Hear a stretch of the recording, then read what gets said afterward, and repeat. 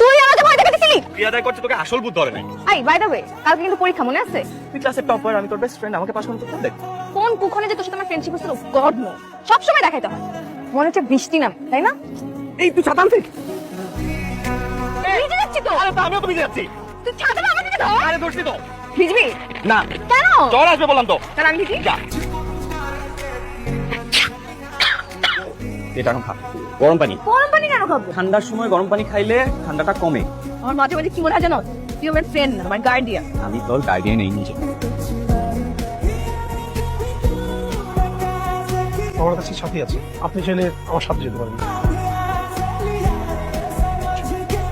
এখনই? আমি আসতে যাচ্ছি।